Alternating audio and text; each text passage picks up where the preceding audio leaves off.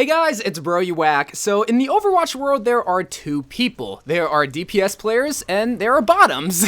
However, when it comes to role queue, that issue is never there because you're always forced to have 2 tanks, 2 support, and 2 DPS heroes whether you like it or not. Obviously, that's why role queue was added because there is just a better way to play Overwatch, a much more organized way to play Overwatch is really what I'm trying to say, where open queue really didn't allow for that. In this video, I really want to talk about my issues when it comes to open queue, not necessarily why I want to get rid of open queue, but just the kind of things or the problems that you might be experiencing that you should come to expect and what your kind of mindset should be when it comes to playing in open queue. So my biggest problem when it comes to open queue is that it just takes one person. It just takes one person to throw the whole entire machine that is your composition off. Because let's say you do have a 2-2-2 comp, which bless all the tank and support players' soul that actually plays tank and support in open queue, but it just takes one of those players switching on to DPS because, oh, our DPS isn't working out. Or it takes another person to switch on to another DPS, so now you have 4.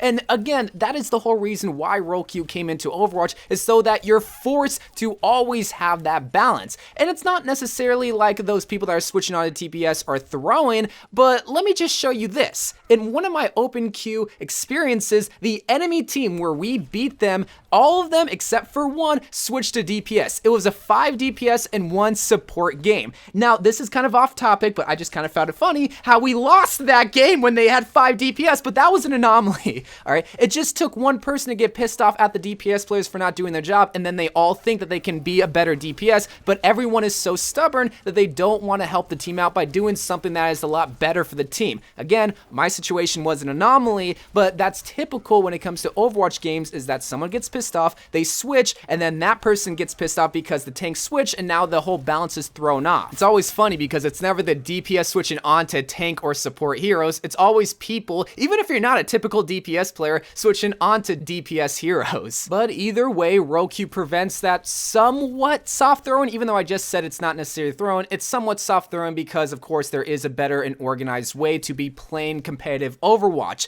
However, this is where I come in with the mindset that I recently adopted and why I'm kind of making this video, because I'm sure you're experiencing that too in your open queue games. People are just switching willy-nilly, there's not really a composition, people are just playing what they want, which they should, but it's not really gelling well with the team.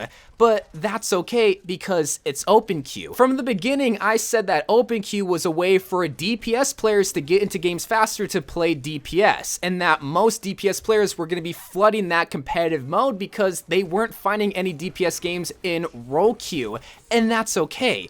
And that's fine because that's the whole idea of open queue. The way that I see it is that quick play is at the bottom, and then open queue is in the middle, and then on top it's role queue as terms of how serious you should take it. So when you go into open queue and you have 3 DPS heroes locked in right away, that's okay. That's what should kind of be happening naturally, but also why are you stressing? Because that's the whole idea of open queue, is that everybody's able to play whatever they want, whenever they want, switch whenever they want, and that's okay. I keep saying that that's okay because you should be queuing up in open queue expecting not to have an organized experience. But oh boy, when you do have the organized experience and everyone's gelling well and you have a good composition and nothing can be beat, it is the greatest feeling of all time. It's even better when you're able to switch onto a different hero or onto a different role and you're even able to do even better. It is just in those times where it seems like the team is so stubborn and not wanting to be versatile, flexible, and switch onto a tank that's needed, switch onto a support hero, that gets you frustrated at Overwatch. And that's not what I want you to do, because this mindset is very important when playing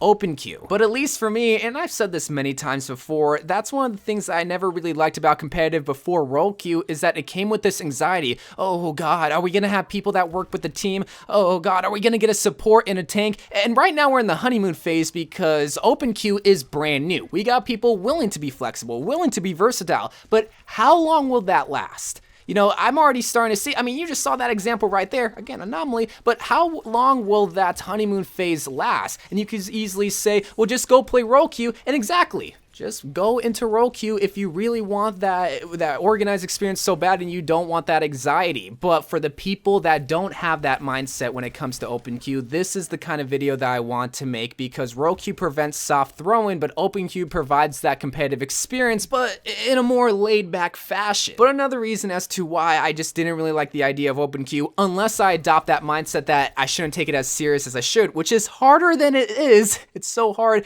But another reason that I don't like it is because you got players that are playing the roles that they're typically not used to, and this is also something that you should be aware of too, because you can have people that are willing to be versatile and flexible and also stupid and play a hero that they typically don't normally play. Like, I'm a terrible support player. I'm used to playing DPS, but we need a support hero. Am I going to be the one that takes one for the team, or am I actually hurting the team by playing a support hero? That's kind of the give and take that you gotta have when it comes to open queue. You either have people soft throwing because they're being stubborn, or soft throwing because they're being flexible. Role queue prevents soft throwing all around. You just have to wait for a game if you are a DPS player.